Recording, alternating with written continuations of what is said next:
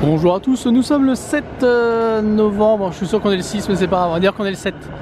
Et à la vue de cet AKB 48 Café Shop, nous sommes à Akihabara.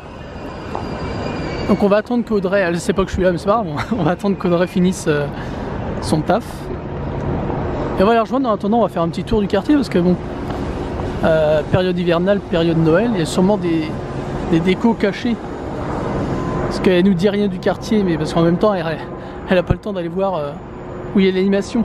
Donc nous on va se balader et puis on va voir ce qu'il y a de beau dans le coin.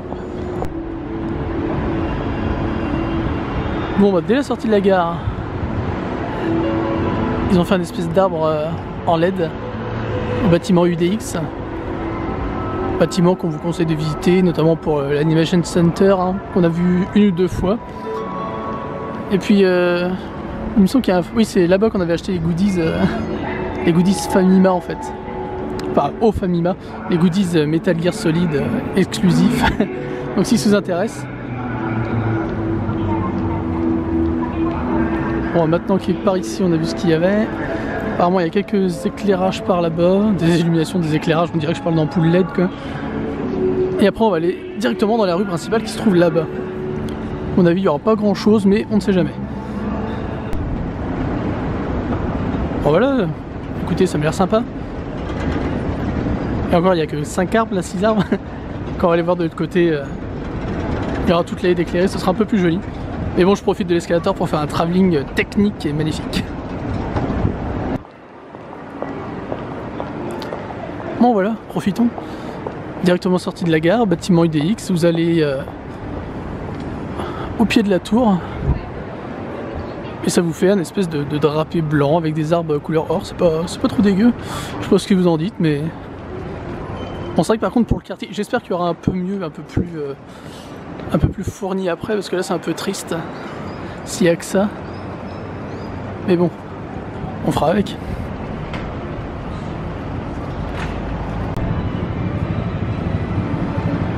Bon, alors d'abord ce que je vois, il y a quasiment aucune illumination en fait dans le quartier d'Akihabara. En même temps, vous allez me dire, avec le nombre de néons et d'écrans qu'il y a, ça suffit largement. Bon, il y a un petit éclairage sur les arbres, c'est plutôt joli. Et sinon, vous voyez, c'est... Voilà, on est en semaine, donc c'est un peu pauvre. Quoi qu'il y a ça. Si on cherche un peu. Et donc là, sur ma gauche, il y a un Winter Festival. Je ne sais pas si c'est prévu ou si c'est fini. La question reste entière. Je ne sais pas s'il range ou... Grosse question, donc ça veut dire que c'est un truc qui va venir dans les... Il va falloir checker le net pour voir si ça arrive plus tard. Donc ouais, voici les illuminations d'Akihabara quoi. C'est... c'est dommage, voilà, c'est dommage. Et par contre... Ça c'est plutôt pas mal. Du coup, dans un quartier qui est comme ça, électronique, plein de monde et tout, c'est quand même super sympa de mettre en avant... En fait, c'est même pas fait exprès, en fait, ça met en avant les arbres et les feuilles. En fait, ils sont juste colorés par les écrans publicitaires. Et pourtant, ça donne un charme, je sais pas ce que vous en dites, mais... Ça donne quand même un charme. On va profiter du fait qu'à Ikebukuro n'importe quoi, Akihabara, ça soit bien mort, pour revenir à un endroit que je vous ai montré en plein jour, donc qui est le temple bouddhiste qui est à Kanda, donc à 5-10 minutes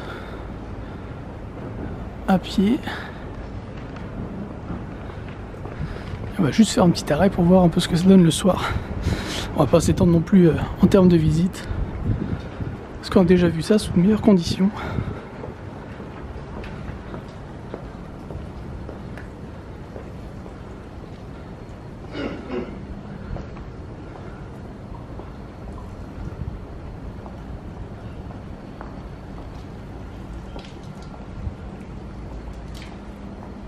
Mais bon, ça permet de tuer le temps un peu, c'est pas plus mal.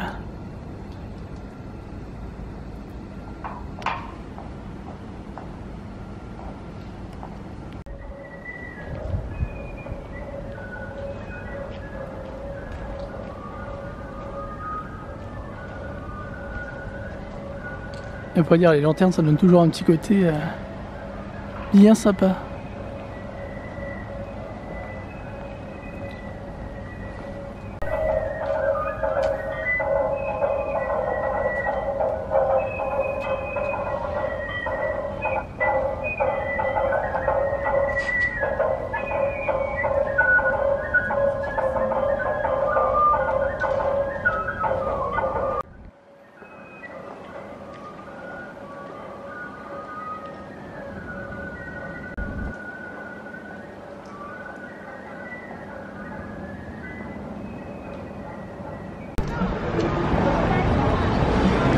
Du côté du Yodobashi. Donc en fait là, je pense que je vous ai montré quasiment toutes les illuminations du quartier d'Akihabara. Un petit peu la tristesse quand même, hein, faut pas se le cacher. Sachant qu'il y en a au fond là-bas apparemment, mais c'est encore quelques arbres illuminés, comme ce qu'on va voir là, donc c'est un peu dommage. Bon, quelques illuminations sur le coin du Street Pass. Parce que ici vous êtes sûr d'avoir au moins un ou deux joueurs en train de Street Passer avec sa 3DS. Donc c'est plutôt sympa de venir là, mais ouais, enfin voilà, c'est gentil, mais pour un quartier qui se dit de l'électronique, on aurait quand même pensé qu'ils se mettent un peu plus de moyens dans les illuminations. C'est bien dommage. Bon, pourquoi est-ce qu'on va attendre un petit peu avant de prendre FF15 et qu'on va pas l'acheter au Japon? Regardez les prix. Bon, bien sûr, là on est dans une grosse chaîne, donc c'est pas représentatif, hein. Version simple à quasiment 9000 yens et la version de luxe à 12 590. 70 € je crois. Et en ce moment le jeu intéressant c'est Yakuza 6.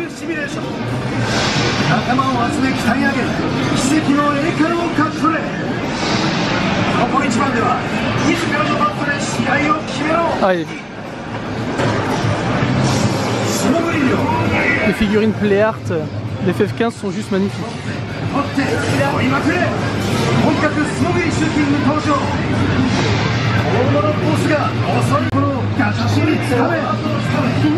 Bah maintenant oui. Il faut pas semblant, hein. C'est une institution Yakuza chez eux. Hein.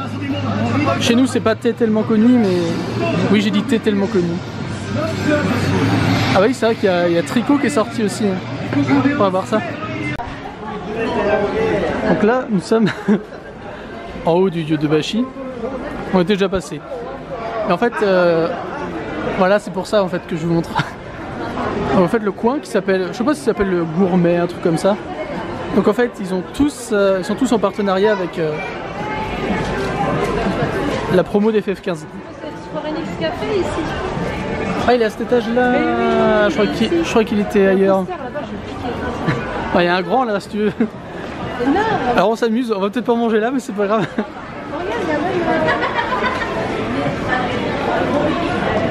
Bah ouais s'il vous plaît quoi.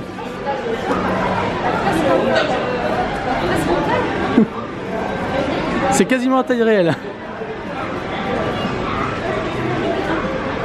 Donc oui on monte le Japon mais on est aussi des geeks, hein, faut pas l'oublier donc oui, bah, nous sommes des passionnés. De l'autre côté c'est la même. Mais c'est plutôt sympa. Alors il est où le Square Enix machin?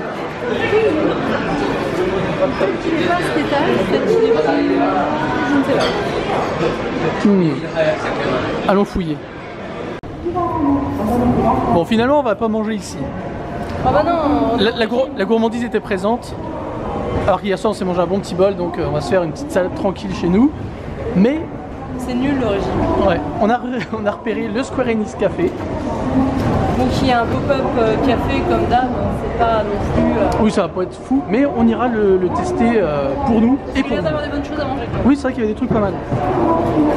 Donc là, bah, on se bat dans la grande gare d'Aki hein, pour retrouver notre voie. Tu vois, tu dis les trucs comme si les gens ils savaient nos... Mais oui on est à Aki les gens, vous savez maintenant. Donc on va voir ce soir si on peut se réserver comment dire, un midi en fait. Ouais. Au Square Enix Café. Vu qu'il y a encore du monde là, tous les slots étaient pris sauf celui de 21h-22h. Donc pour dire que final, ça fait quand même un moment que c'est ouvert mais il y a toujours de l'attente. Donc on va voir si on peut se faire ça pour demain ou après-demain. Enfin dans la semaine ce serait pas mal. Bah oui, Hmm. on verra bien si on peut. Mais... Sachant qu'il y a également le Capcom Café qu'on n'a pas encore fait. pas mal de café. C'est vrai que les cafés thèmes, les cafés concept, il y en a beaucoup à Tokyo en fait. Donc on va essayer de les faire. Contre-plongée. Et donc bah, on se dirige vers le train et on va dire merci ici, comme ça va être fait. À ceux qui regardent, partagent, commentent, like, merci à vous tous. Et merci aux tipeurs qui vont nous permettre de manger au Square Enix Café sûrement. Et de partir la semaine prochaine. C'est vrai. On dit tous les jours. Hein. Ouais, on tisse, c'est du tisag. On sort de Tokyo, Du tisage. c'est vrai que... Donc un grand merci à vous tous. Et on va se dire à demain. Dis à demain. À demain. Voilà.